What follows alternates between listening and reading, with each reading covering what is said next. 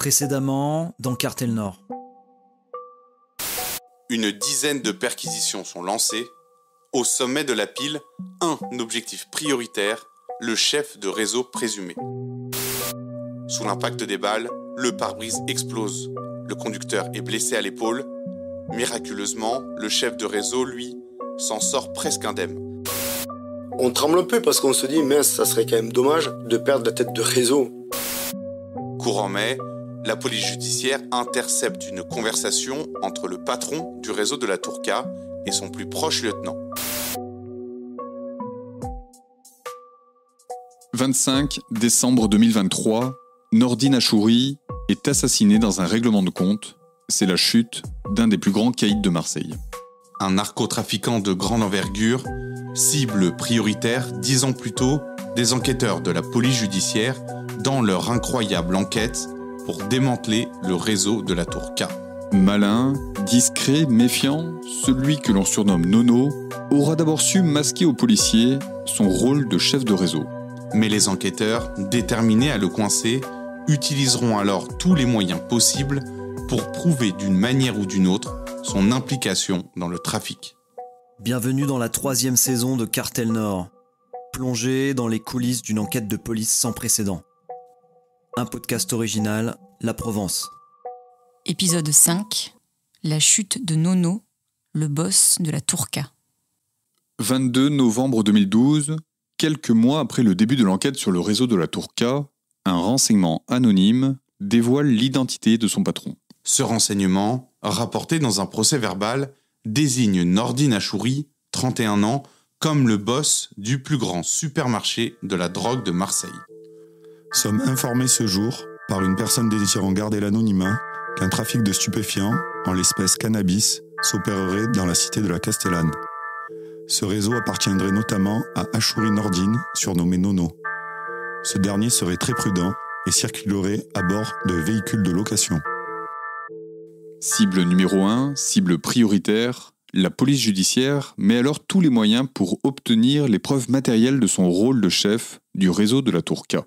Mais après plusieurs semaines de traque, les policiers se heurtent à un mur. Écoute, filature, surveillance, aucun indice ne ressort. Il a tout délégué à des lieutenants et c'est eux qui ont vraiment la main dans le cambouis et qui reçoivent les instructions et qui agissent. Le commissaire divisionnaire Sébastien Letard est chef de la division stupéfiants de la police judiciaire de Marseille. Il a tout structuré son organisation et comme il était quand même souvent à la Castellane, il regardait un peu comment ça rentrait, mais il n'avait plus besoin de parler sur les écoutes ou d'aller lui-même sur les points d'île pour voir le fonctionnement. Il savait qu'il avait confiance en ses lieutenants. Cette discrétion, cette capacité à ne pas se compromettre, laisse peu de doute aux enquêteurs. Ils ont affaire à un chef de réseau d'un niveau supérieur. Il est poli surtout, il est poli, courtois, il percute vite. Il percute vite sur les choses, il était assez intelligent. Ouais, non, c'est un mec qui est pas con. Il était connu comme ça aussi sur la Castellane. C'était quelqu'un qui était quand même assez intelligent. Malin, intelligent, l'enquête de personnalité réalisée peu de temps après son arrestation confirme alors ses traits de caractère. Au fil de notre entretien, nous avons noté un comportement avenant. Nous avons noté aussi un individu rusé, malin et combinard. Il agit en bon professionnel de la délinquance. Il sait faire la différence entre ce qu'il est bon de dire et ce qu'il n'est pas bon de dire. Il a la manière pour établir à son avantage la relation avec son interlocuteur. Loin de l'image du narcotrafiquant tête brûlée et redouté, Nordine Achouri dénote dans le milieu des stupéfiants. Sa capacité à se fondre dans le décor, à s'impliquer dans la communauté, marque ceux qui le côtoient. Il était plutôt présenté comme quelqu'un de souriant, affable, généreux, qui donnait de l'argent à droite à gauche, mais qui voulait pas qu'on le sache. Marie-France Etchegouin est journaliste et auteur du livre Marseille, le roman vrai. Certains m'ont dit donner de l'argent à des associations, d'autres pour des fêtes de famille, pour des concerts de jeunes, ou quand des familles étaient dans le besoin. Mais chaque fois que je demandais des précisions, ça restait vague. J'ai posé aussi la question à des animateurs, des gens... Bon, là, c'était immédiatement le blocage, ou on ne sait pas, ou ça ne m'a jamais été confirmé officiellement. Ce que je peux dire, en tout cas, c'est qu'il avait cette réputation, et je ne suis pas certaine que ce soit la réputation de tous les trafiquants, même si tous doivent essayer de se mettre bien avec les habitants ou un certain nombre d'autorités sur place. En tout cas, lui avait cette réputation. Si côté pile, Nordine Achouri apparaît donc comme le citoyen modèle, côté face, les écoutes téléphoniques laissent entrevoir une autre facette de sa personnalité. Preuve, avec cette écoute interceptée le 3 juin 2013, grâce à la sonorisation de son véhicule, il est 7h du matin, Nordine Achouri appelle un de ses lieutenants pour le recadrer. Oh petit con, reste tranquille. Ferme ton cul, ferme ta gueule, je t'ai dit. T'as rien compris toi encore. Aussi virulent soit-il, cet échange ne permet pas de raccrocher directement Nordine Achouri au trafic, mais dévoile un caractère autoritaire. Pendant des années à la Castellane, ça a été extrêmement calme, extrêmement organisé. Et pour avoir un réseau qui est constitué de 15, 20, 25, 30 personnes, c'est comme une petite boîte. À un moment donné, il faut quand même une organisation, une hiérarchie et une autorité. Romain Capdepont est journaliste à la Provence, chef adjoint du service reportage. Et dans ces réseaux, il y a un côté presque un peu mafieux. Il y a un chef qui doit être respecté. Et pour se faire respecter, à un moment donné, il faut qu'il gueule. En l'occurrence, Achouri, je n'ai pas à souvenir qu'il ait été extrêmement violent avec ses employés, entre guillemets. Il y avait une vraie autorité naturelle, un charisme naturel. Et clairement, ses écoutes montrent qu'il menait sa barque, que dès que certains faisaient un petit pas de côté, il les remettait dans le droit chemin. Et c'est ce qui a fait son succès, entre guillemets, à une époque. C'est que c'était carré. Il savait où il allait, il payait aussi très bien ses employés. Ça fait partie aussi, mais comme un vrai chef d'entreprise. Autorité, rémunération conséquente, et il arrivait à acheter une espèce de paix sociale dans ce réseau. Il ne faut pas oublier que c'est des réseaux qui sont constitués de gamins.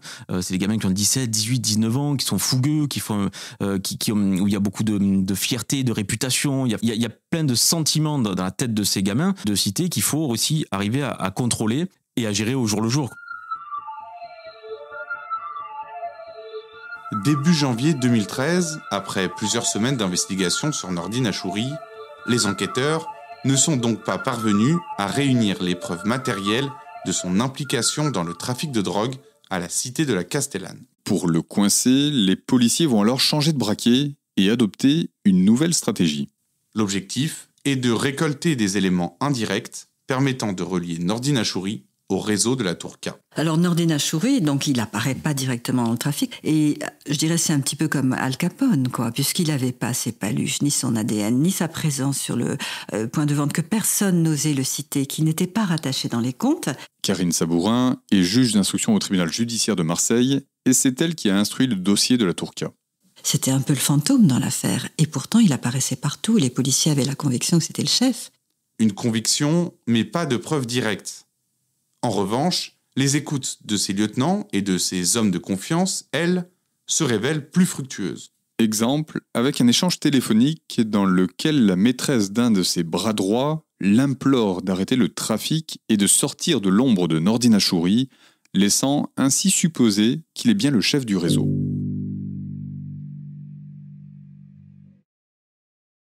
D'écoute en écoute, les enquêteurs parviennent alors à accrocher indirectement Nordine Achouri aux autres membres du réseau. En parallèle, une autre méthode d'enquête est utilisée. Les policiers décident de suivre ses mouvements financiers. Ces gros trafiquants, c'est pas eux qu'on va voir au contact dans le deal, c'est pas chez eux qu'on va trouver de la drogue. Si vous voulez les coincer, c'est par leur train de vie. Jacques Dallest est alors procureur de la République de Marseille. Alors c'est pas des délits qui sont punis de peine extraordinaire, mais ça peut être pour blanchiment d'argent, pour recel de quelque chose, pour non-justification de ressources. Moi, je vais toujours dire qu'il vaut mieux ça qu'une hypothétique mise en examen pour complicité d'assassinat qu'on aura du mal à établir. Il vaut mieux travailler sur leur train de vie. Et on l'a fait à plusieurs reprises avec quelques bonnes figures du banditisme à l'époque, sur Marseille, du grand banditisme. Regardez leurs dépenses, parce que c'est difficile de ne pas profiter de ces sous. Sauf quand on est encore une fois le parrain italien qui vit de quelques figues ou quelques olives. À un moment, vous gagnez de l'argent et on veut flamber, quoi.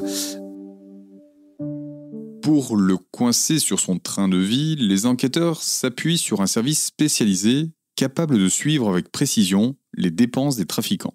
Le 3 janvier 2013, ils saisissent donc le GIR PACA, le groupement interministériel de recherche. Le GIR, concrètement, c'est un peu la botte secrète de la PJ. C'est-à-dire que quand on a bossé 6 mois, 9 mois, 1 an sur un délinquant, sur une équipe, sur un organigramme, et qu'on a du mal à les relier, qu'on a du mal à prouver qu'un chef de réseau est bien le chef de réseau, à un moment donné, il faut passer par la fenêtre, entre guillemets. Et donc, la fenêtre, ça peut être tout l'aspect financier, tout le volet, toute la surface financière de ce délinquant. Et le GIR est là pour ça.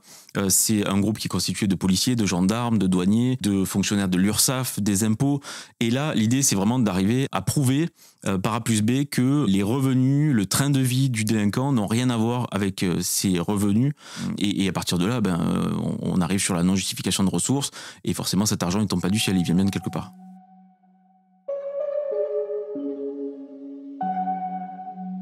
Stratégie payante. Après plusieurs mois d'investigation, le GIR PACA conclut sans détour que Nordine Achouri a un train de vie disproportionné par rapport à ses revenus. Palace, casino, voiture de luxe. Sans emploi déclaré depuis 2002 et officiellement domicilié chez ses parents, Nordine Achouri mène la vie d'un millionnaire. Il avait un peu la folie des grandeurs. C'était un homme qui aimait bien les belles choses.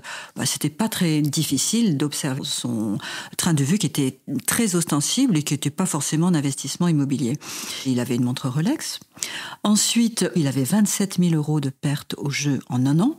Donc, il ne pouvait pas nous dire qu'il avait un gain net au jeu. Les policiers avaient fait le tour des casinos dans lesquels il était passé, les casinos du Sud-Est. Et puis, on avait répertorié un certain nombre de week-ends dans des grands hôtels, à Nice, à Monaco. Grand Prince, comme il était avec sa petite copine de l'époque, qu'il aimait authentiquement, je crois, parce qu'il lui a donné beaucoup de choses. D'ailleurs, il a gratifié ses comptes en banque de beaucoup de versements en espèces aussi. Or, cette fille n'avait aucun revenu. Donc, c'était également un élément de train de vie et de gain de la part de Achouri.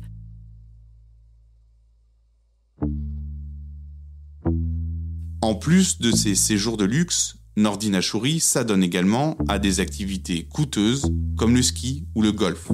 Au Pen Mirabeau, au nord de Marseille, le narcotrafiquant possède même un cheval d'une valeur de 5 000 €, comme le révèle la journaliste Marie-France Etchegouin. Il y a l'histoire du cheval aussi, ce cheval qu'il avait au Pen Mirabeau, en pension dans un centre équestre. Et il disait toujours que au centre équestre, on était étonné que quelqu'un des quartiers puisse avoir un cheval, etc. Donc je crois que c'est lui qui s'en occupait vraiment, qui le brossait, qui le nettoyait. Et il disait c'est ma thérapie.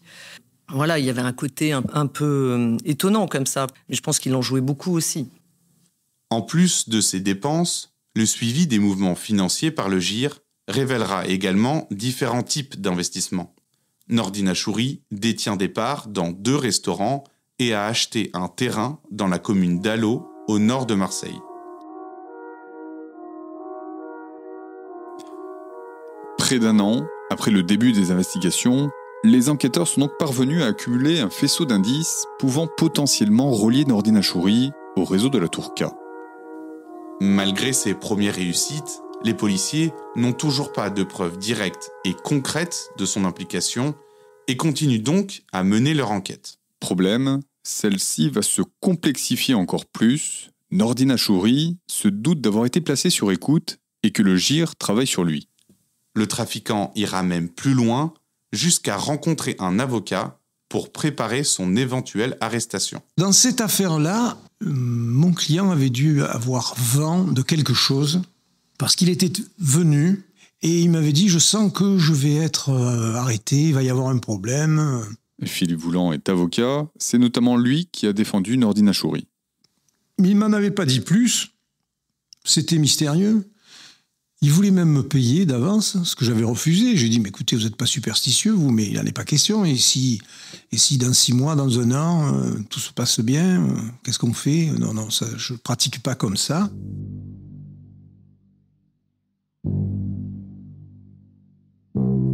Le 10 avril 2013, un nouvel événement va définitivement marquer un tournant dans l'enquête. Nordine Achouri échappe alors à une tentative de règlement de compte. Pour les enquêteurs, c'est l'alerte de trop, il faut intervenir et l'arrêter.